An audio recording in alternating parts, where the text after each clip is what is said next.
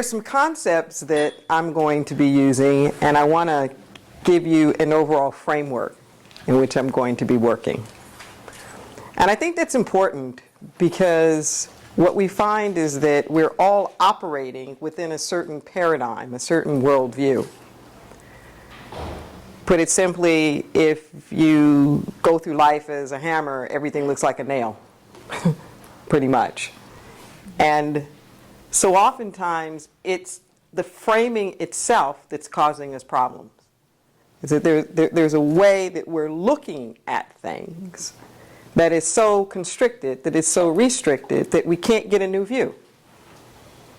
And it's important sometimes that we just step out of what we think that we know.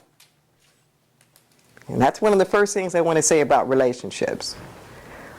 There are at least two sides to every story, and then there's the truth.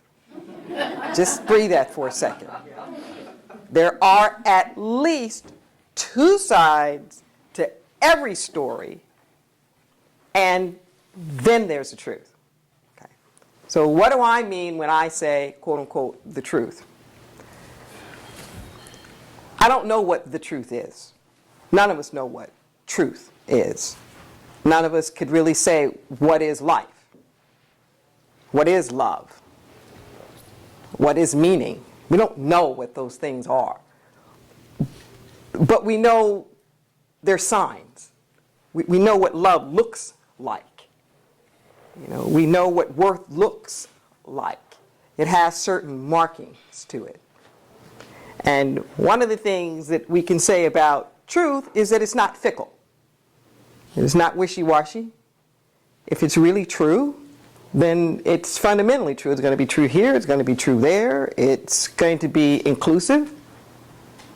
That if it's true, there's going to be some value in it that's beyond just that particular circumstance.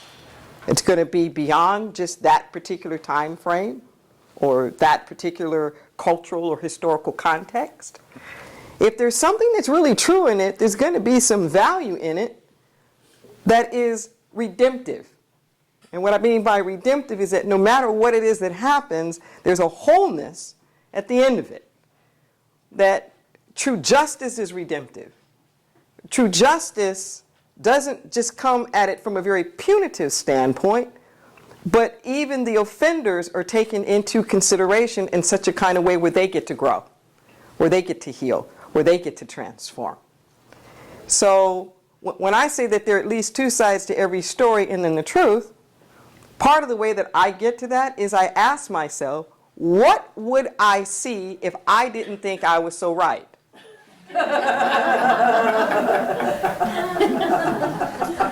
What would this look like if perhaps their side had some merit?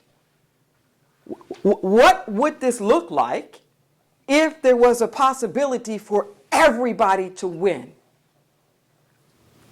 What would this look like if I wasn't attached to the story? What would this look like if there were no victims, there were no heroes, and there were no villains? What might this look like? The reason why this is so important is because being right doesn't make you win. Not in relationships. Because you can be right all by yourself. You and your right self in your jammies, all by your right self. And at some point you have to really ask that question, do you want to be right? Okay. Or do you want to be happy? Do you want to be right or do you want to be whole? Do you want to be right or do you want to be in relationships? Okay. So I'll give you an example. I remember I gave this one not too long ago.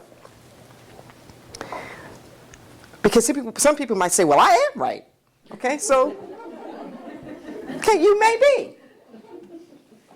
But so what? Where is that going to help you in relationships? So I gave this example.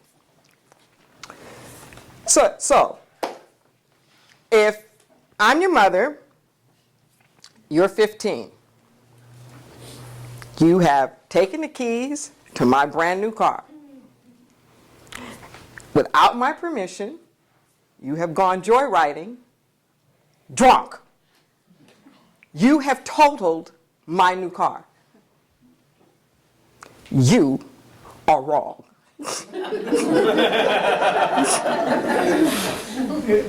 Okay?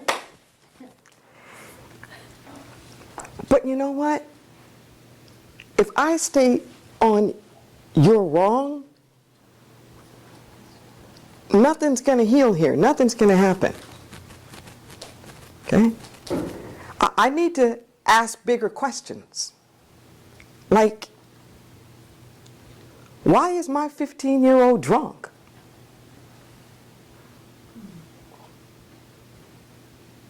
Just what is that about? Can you feel that's a different question? That takes you to a different place.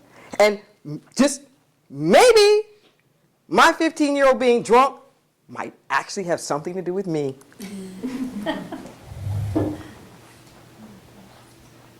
So my right self has to humble down just a little bit if I want to get a bigger truth of what's really going on here.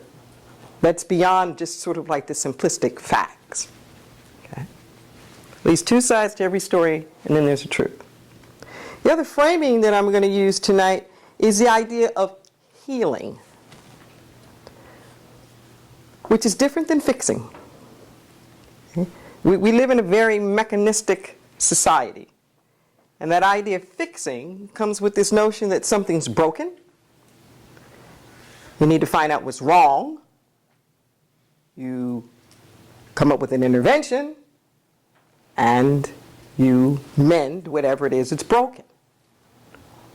And when we're looking at things as broken, we're looking for what's wrong. Our attention is focused on what's wrong. When you're going for the concept of healing, however, it's 180 degrees the other way. When you're going for healing, there's the understanding that there is something fundamentally right. There's something that's underneath the disturbance. There's something, some pattern, some way of being that needs to be reclaimed and restored. So when the body is healing, for example, it's not just getting rid of some disease or fighting off some virus. When the body is healing, it's going back to some underlying pattern of health that has never been disturbed. That's the concept underneath healing. Even something as invasive as open heart surgery, a heart transplant, is assuming that there's something in your body that works. And I can take a whole new heart and put it in your body, and your body is going to receive that heart like it's its own and literally not skip a beat. It's a very different paradigm. Very different paradigm. And my contention is that all of life is the same. That there are not different sets of rules for healing the body than there are for healing relationships, or healing finances, or healing anything else. That there's a certain way that healing works.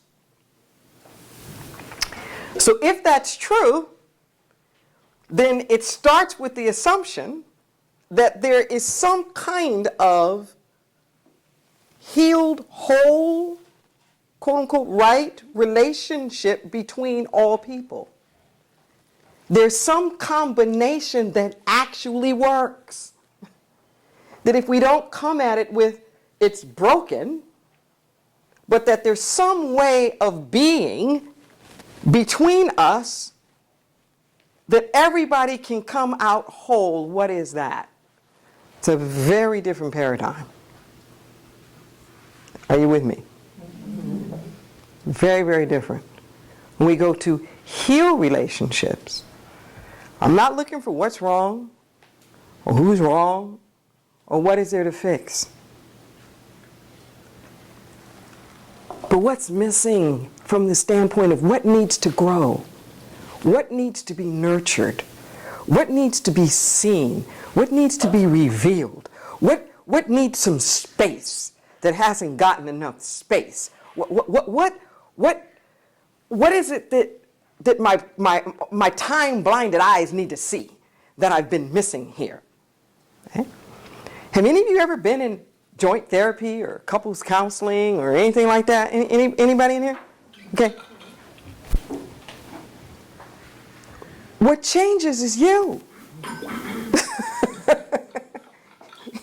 Before, quote unquote, the relationship changes, you change. You see it differently. It's perception. Everything is perception. I sometimes refer to it as a narrative. It's a story. It's the way that we have constructed it, that we literally are all narrating our lives. And your experience of life is not the things that happen. It's how you name what has happened. That's your experience. Your experience is not what has happened, but how you name what has happened. And that's what we mean when we say you control your experience. People misunderstand. And they think we're saying that you get to control all the circumstances and the conditions.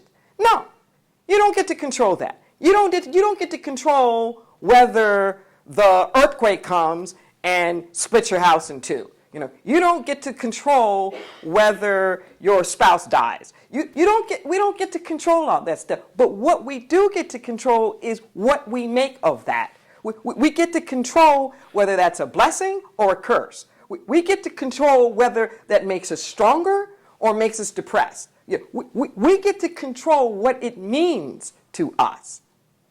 That's our experience. See?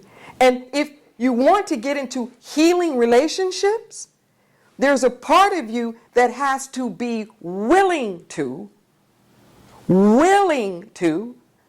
come to the table and take control of your experience. Take control of it. Okay? I'm going to come into this situation and I'm looking for healing. I'm looking for truth. I'm looking for wholeness. I'm looking for reconciliation. I'm looking for forgiveness. And I'm going to find it because I'm going to bring it. That's how I know I'm going to find it. You can't give it to me. I'm going to find it because that's what I'm going to show up with. And too often when we're busy, quote unquote, trying to heal relationships, we're externally focused. What's wrong with them? Why are you making me crazy? Why don't you just shape up? What's wrong with you? When are you going to change? Why are you making my life so miserable? I can't believe you're acting that way. You must not love me. Should I spend any more time with you? Is it worth my while?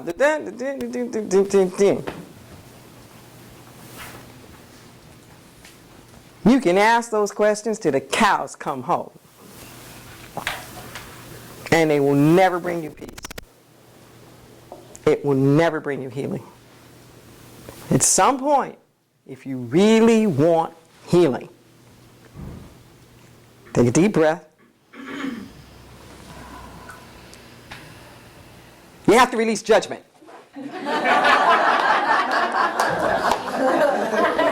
Oh, good. No tomatoes in the room. We have to let go of the judgment.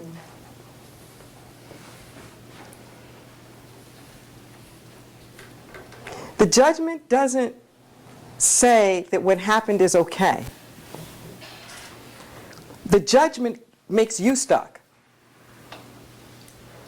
The judgment makes us crystallize with a certain viewpoint, and then it becomes blinders, and we can't see anything beyond that. With the judgment, we can't get fresh new information. We can't see it differently. You know? So what I trained myself to do is just suspend it for a minute. And I remember how strange that was, and how liberating to realize I didn't have to have an opinion about everything. Imagine that. I'm serious. That it was okay not to have an opinion. Particularly about stuff that wasn't even my business. There's a story that I love, and there's different versions of it. I heard it as the Zen horse story. And it epitomizes, to me, this thing that I'm talking about. So the version of the story that I heard was, there's this man and he's far off in the hills. He lives way out in the countryside. And he has this prize stallion. And one day he goes out and the stallion is gone. And all the neighbors are coming around, oh, what a terrible thing, your stallion is gone.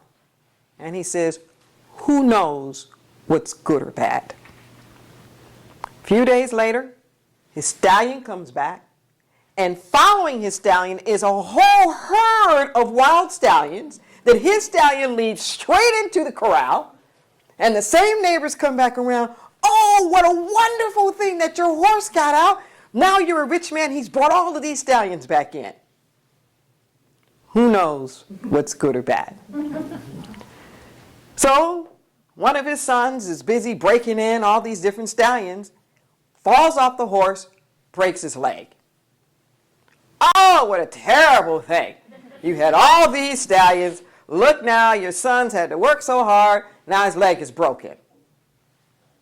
Who knows what's good or bad?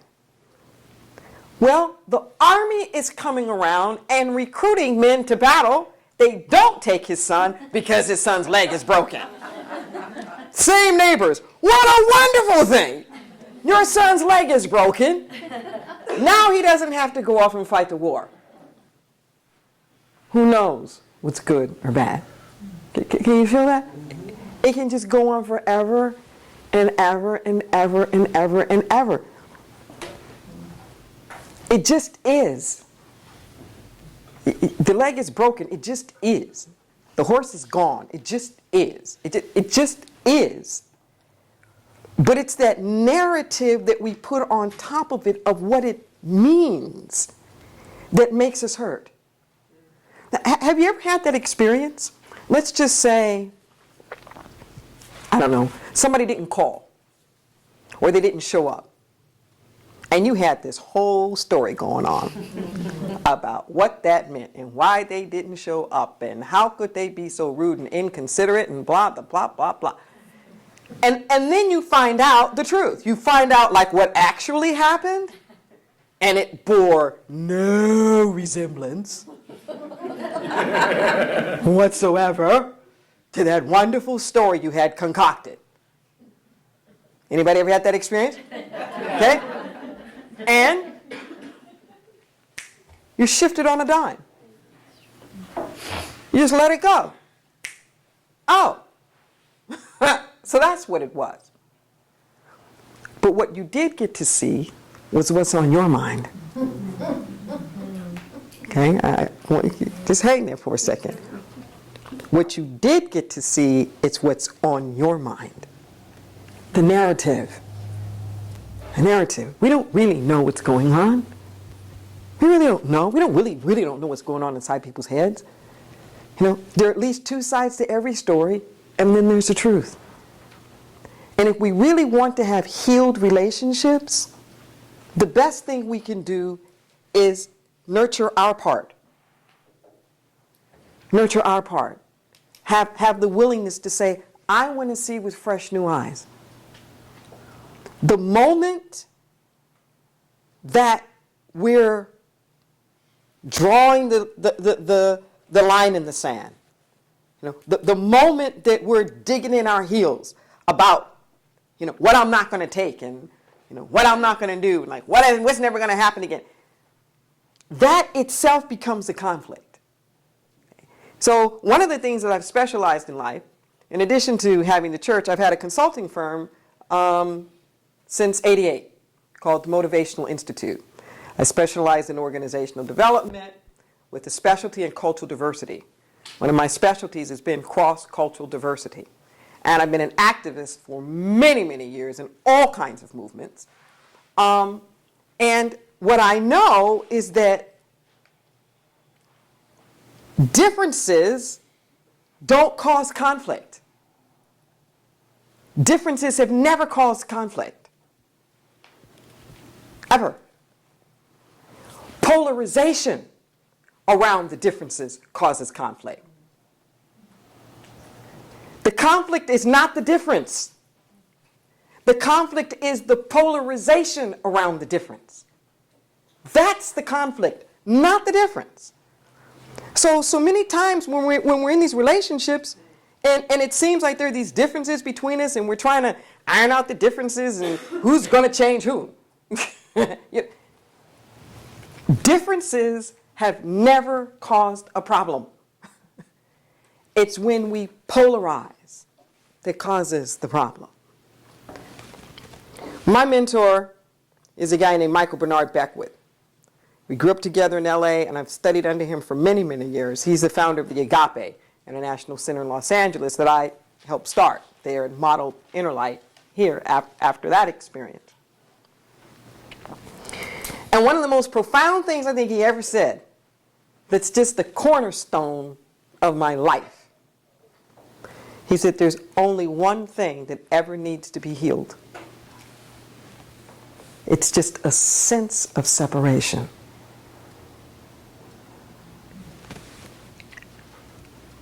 Doesn't matter whether it's a big problem, global problem, whether it's a little problem, whether it's in the body, whether it's in the finances, whether it's relationships, a sense of separation. Separation from our good, from our wealth, from our health, from our creativity, from other people, from a sense of clarity, from security. It's just a sense of separation. That's the only thing that ever needs to be healed. The relationships in our lives start to symbolize something to us. It symbolizes creativity. It symbolizes acceptance. It symbolizes love. It symbolizes security. It symbolizes okayness or validation. It symbolizes support. It symbolizes success. It symbolizes all these things. So we start going after relationships thinking that if I can just make this relationship this certain kind of way, then I get to feel a certain way about myself. When this relationship is this way, I get to think I'm a good mother. When this relationship is this way, I get to think I'm sexy. When this relationship is this way, I get to feel like I'm successful and I'm on the top of my game. When this relationship is this way, I get to feel whatever. Make sense? Okay. And if we really want to heal the relationships, we have to flip that. We have to flip that. We can't look to the relationship to make us something. We have to bring that to the table. I have to know that's who I am. Because when I don't know that's who I am, I'm worrying you to death trying to give it to me.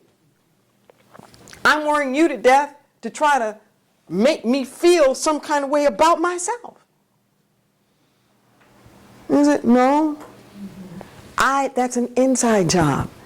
I have to do that work inside of myself. If I don't really believe I'm lovable, there's not enough love in the world that's going to make me feel lovable. If I have a sense of like a real poverty consciousness, I could win the lottery for $5 million and within 2 years I'm going to be broke. Because that's my consciousness. If I really think that I'm unworthy, I might attract that right mate, quote unquote, that's got all those wonderful qualities. But the universe is so perfect. It won't let us have anything we don't think we deserve. It won't let us have anything we think it won't let us have anything we don't think we deserve. So a lot of the effort and energy that we put on trying to make other people shape up so that they can fit my paradigm, so I can feel the way about myself that I want to feel. We need to, it's what I call holding the relationship hostage. We need to stop holding the relationships hostage. The relationship is now tied up in that. So then we wind up duking it out on the dumbest things. There'll be a standoff about the trash. Who takes the trash out the most? And each person just determined they've done it enough, they're not going to do anymore, and the trash is just getting out. You know, it's not about the trash, right? It's about other stuff. It's about balance, it's about power, it's about equality, it's about equity, it's about all these different things, and how I'm feeling about myself. How I'm feeling about myself. And this circumstance and what you're doing is reinforcing what I don't want to feel. Relationships just mirror to us what's going on with us. That's what they do. We sometimes think that relationships are in the way of our path. They are our path. People are our path. And if we could just get over it. No, I'm really serious. If we could just get over the sort of angst about what it has to be like. And just breathe a little bit. Just breathe. Say, you know, it's okay. I'm okay, they're okay, that fundamentally we're okay. I don't need you to be a certain way for me to be okay. Because until we get okay with us, we are beholden to everything else we're chasing after. And here's the tricky part.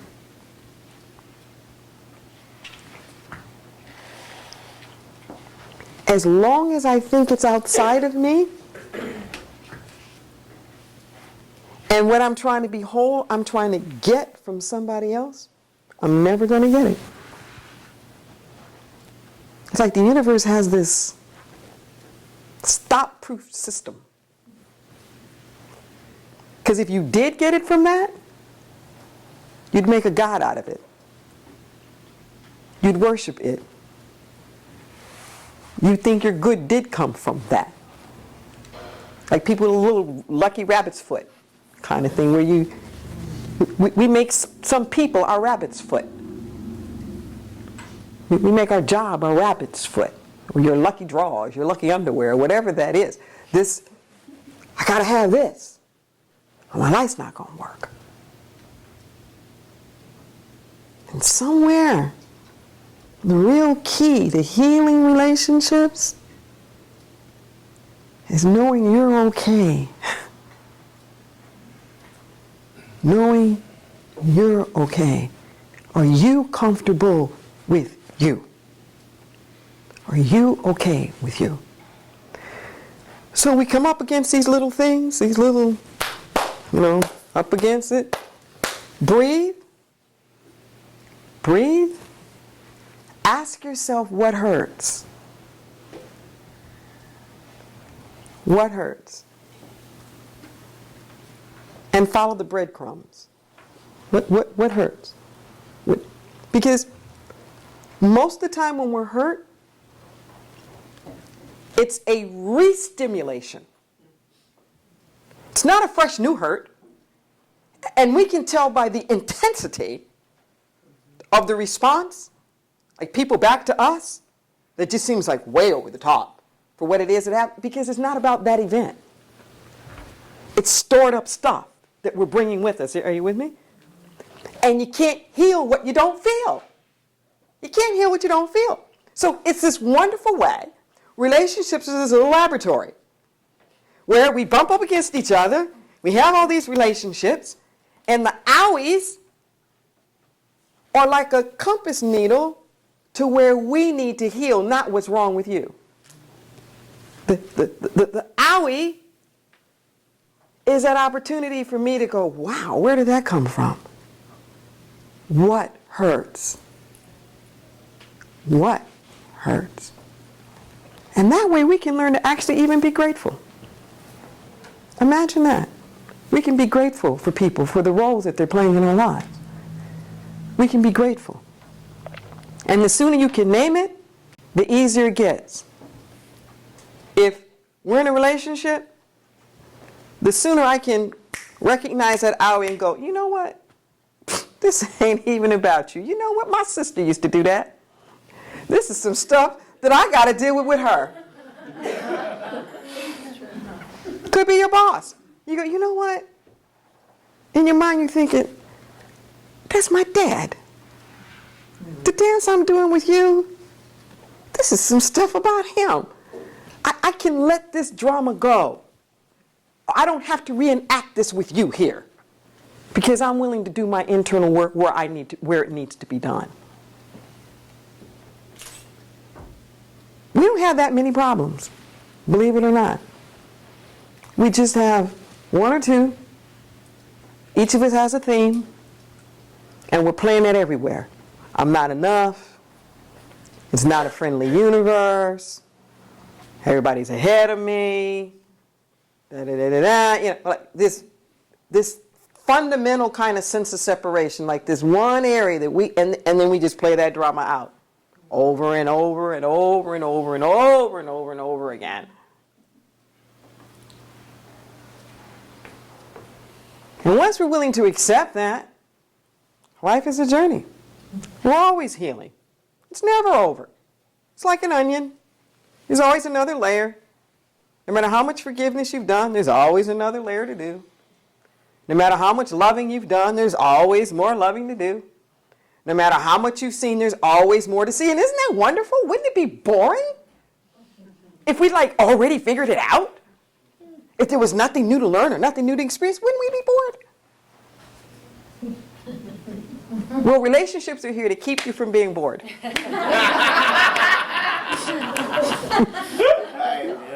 That's their job.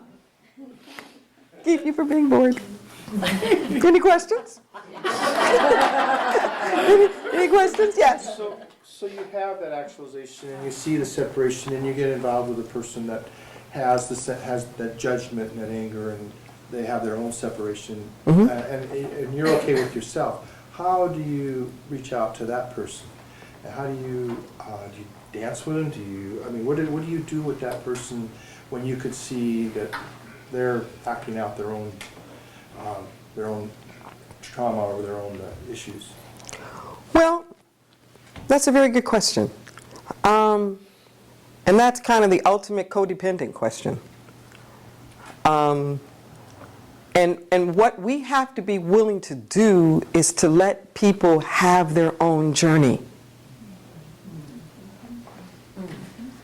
We don't know. If people come into our lives for a reason, a season, or a lifetime. And we don't know. We don't know. We are all students and teachers of each other. When the student is ready, the teacher will appear. And when the teacher's ready, the student will appear. But we don't get to make that decision. I don't get to be the one to make the decision that says, I can be the one to make the difference in your life. I see what you need. All you can do is just love people. Just love them. believe in them. If they've lost their way, don't collude with their amnesia. Know for them that there's a way, that there's a better way, that there's a brighter day. Know for them that they can come out on the other side. But this is where it gets to be tricky, is I may think that it's all altruistic on my part to want to help you see, but what's my payoff? What am I looking for out of it? See, what's my hook? Do I get to be the hero? Because I've now made you see. And is my self-image now tied up in the impact I can have on you? So back to fixing instead of healing. Well, not only back to fixing, but it's where I've given you a role in my movie. In order for me to feel good about myself, you have to shift. You have to demonstrate to me that my impact on you was positive enough to free you. And then I get to... And you're denying me my opportunity to...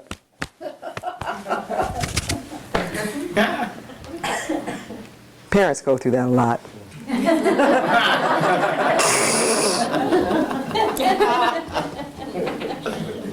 Yes.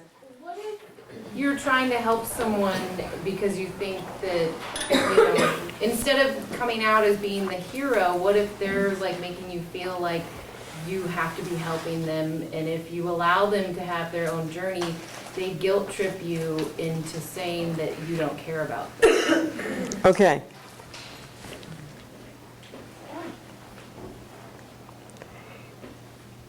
No one can guilt trip us if we don't feel guilty.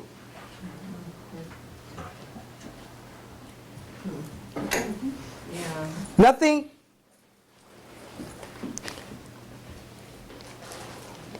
If it sticks, if there's some Velcro on me somewhere, then somewhere I'm actually believing it. That's why I keep saying we have to do our own work or it becomes this dance. Because they always meet up. They always meet up, whatever that is. They do the dance together.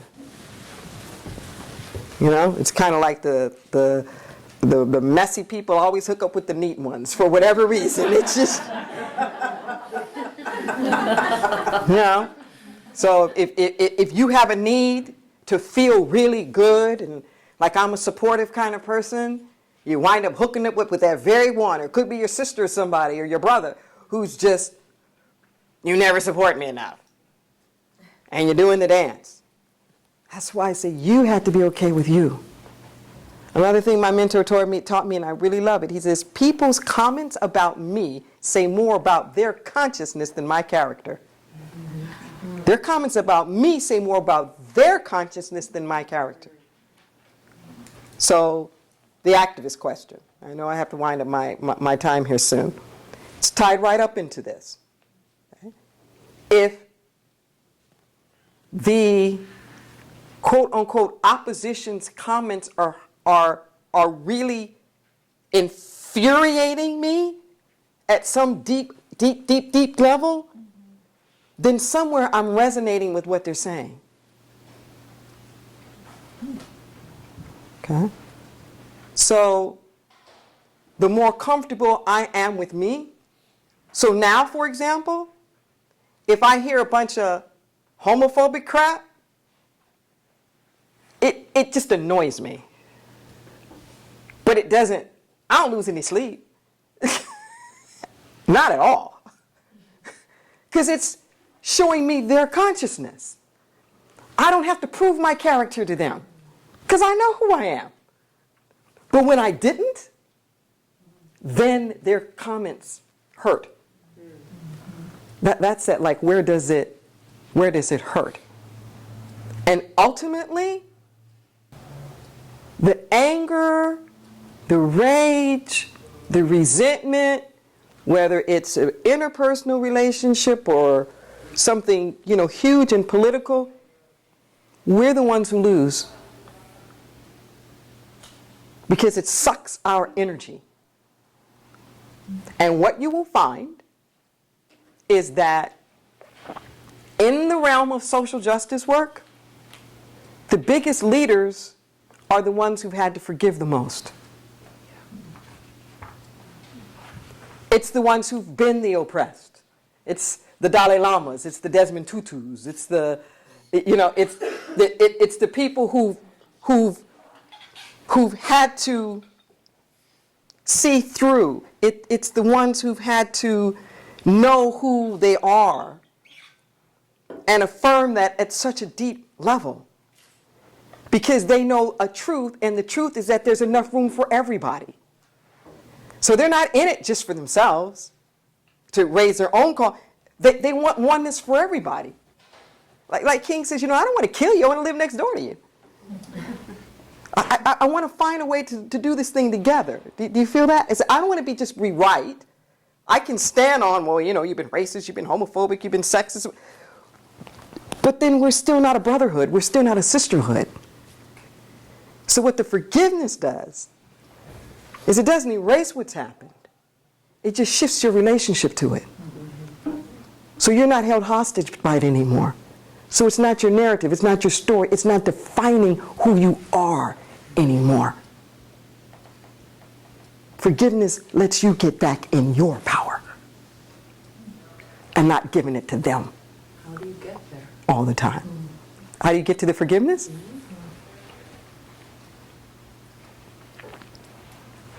To be willing. And if we're not willing, to be willing. To be willing. And you might have to be willing to be willing to be. No, I mean, it's like you might have to start that far back. But the moment that we have the willingness, it starts to shift.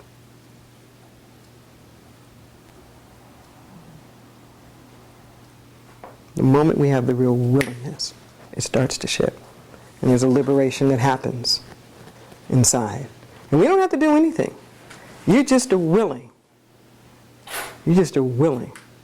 And I guarantee you the circumstances and everything will start to present themselves. It'll test you to see just how willing you are.